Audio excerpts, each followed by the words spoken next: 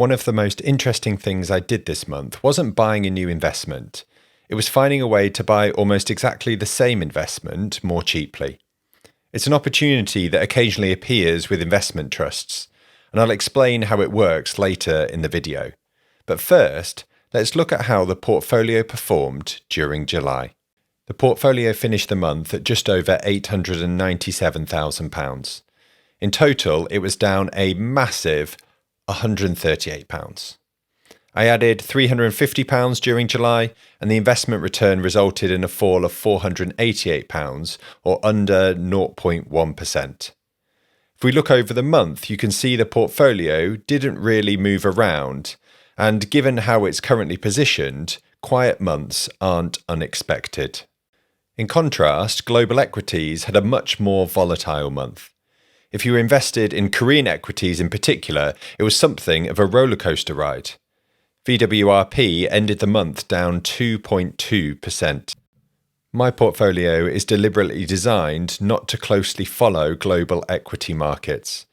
At current valuations, I believe global equities are generally expensive and don't offer enough potential reward for the level of risk I'm being asked to take. This month, the portfolio behaved broadly as I'd hoped, remaining relatively steady while global equities fell. Yes, the portfolio will lag in a rising market, but it should stay anchored in a falling market, and that's the trade-off I've chosen. RPI inflation rose by 0.3% during the month, so the portfolio lagged inflation in July. That's not ideal, but I'm much more interested in achieving returns comfortably ahead of inflation over the long term than over any single month. The strongest performer this month was the Argonaut Absolute Return Fund. Unlike a traditional equity fund, the objective isn't to beat an index.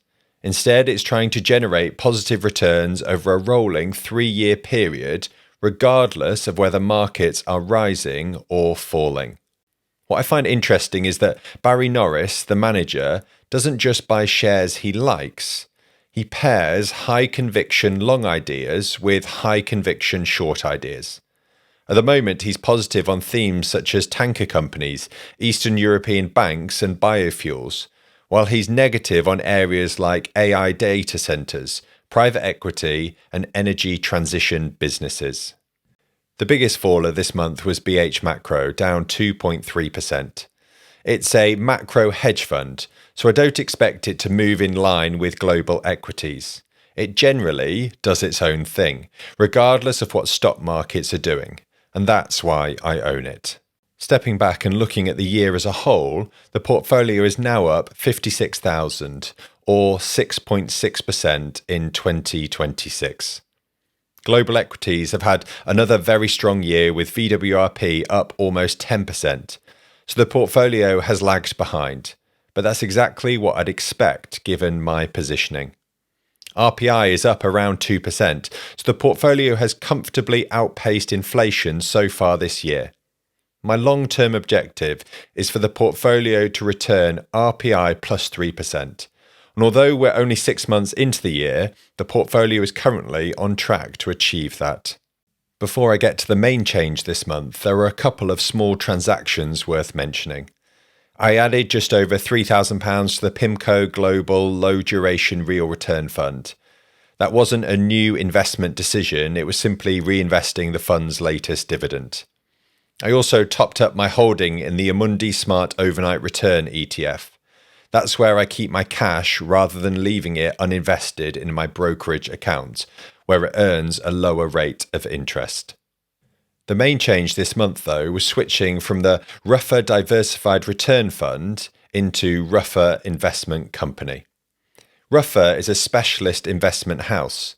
Unlike many fund managers who run lots of different strategies, Ruffer has spent almost 30 years refining essentially one approach: protecting and growing investors' wealth across full market cycles. Their philosophy is that avoiding large losses is one of the best ways to compound wealth over the long term. Currently, they're positioned defensively with inflation-linked bonds, nominal government bonds, gold, value equities, and what they call credit and derivative strategies. These are a range of positions, including options, that are designed to benefit if markets become more volatile or fall sharply. I've owned Ruffer for a number of years because their philosophy often aligns with my own view of markets. But I've owned it in both forms, the open-ended fund and the investment trust. An open-ended fund is always bought and sold at its net asset value. An investment trust, on the other hand, trades on the stock market, so its share price is determined by buyers and sellers rather than the value of the underlying assets. That means it can trade at either a premium or a discount to its net asset value. As you can see, most of the time the share price and the net asset value stay fairly close together, but occasionally they diverge. This chart shows that difference as either a premium or a discount. When the trust trades below its net asset value, you're effectively buying the underlying portfolio at a discount.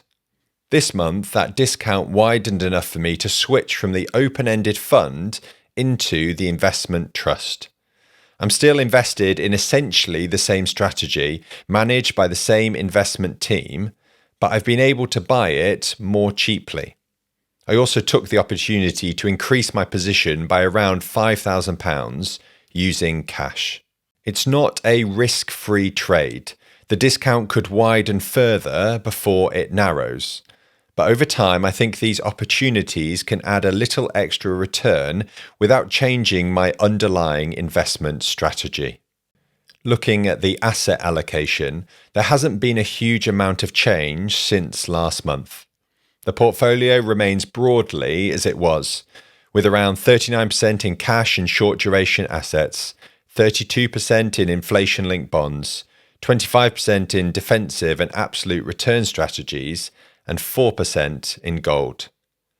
Although I switched into the Ruffer Investment Trust, that didn't really change the overall asset allocation because I was just replacing one defensive holding with another. I'm still comfortable with this positioning given my current views of markets.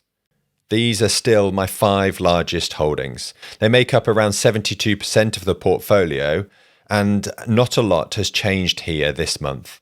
A couple of small top-ups, but broadly everything is the same.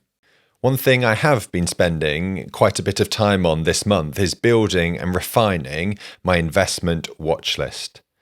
This isn't a shopping list, and it certainly isn't a list of recommendations. It's simply a collection of investments I find interesting and want to understand better. If there's a common theme, it's probably that they're all a little bit contrarian. Some are value managers, some are specialist investment trusts, there are a few ETFs and even some individual companies. What they have in common is that they're generally prepared to look very different from the market.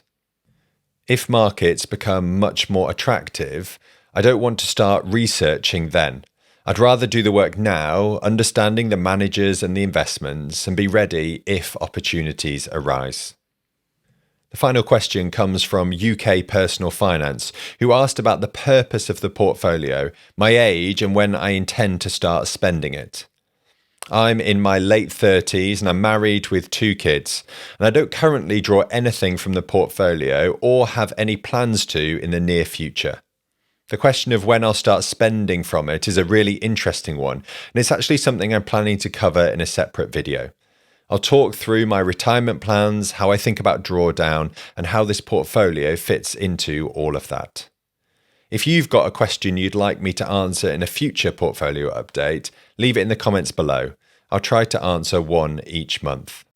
As always, thanks for watching, and I'll see you next month.